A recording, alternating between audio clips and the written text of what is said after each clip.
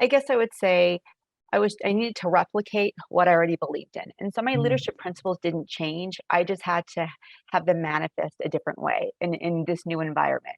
The connections, I had to make very intentional connections where somebody can come in the hallway and knock at my door and check in on something, or the clinic leaders would just naturally along their day talk to each other.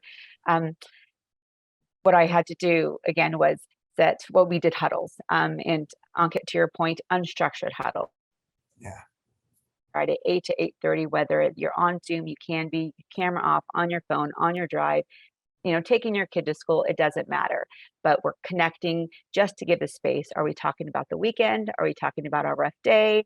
Are we just conversing with a few drops of what's going on in the day to kind of replicate what we would have got in the office?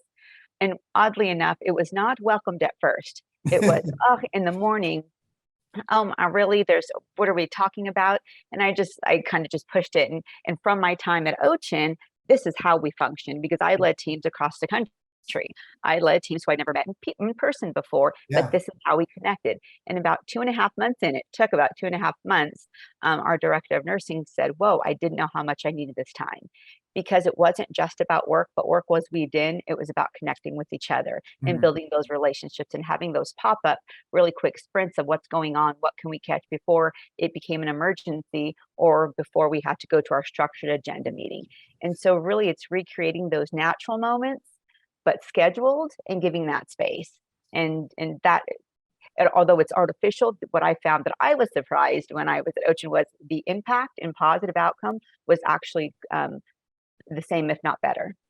yeah, no, that's amazing. And I like that too, right? Because what we lose when we're on a Zoom session, we lose the shoulders, right? That you have in a typical meeting, the walk to the conference room, the conversation that happens when you're getting coffee before you walk into the conference room, Mhm.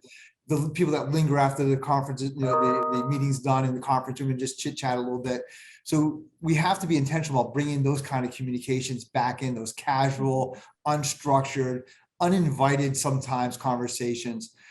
For me, one of my biggest hardest adjustments has been I've been a leader that's focused on walking around the office, just walking in and just talking to people, seeing them in the workplace, meeting them where they're at.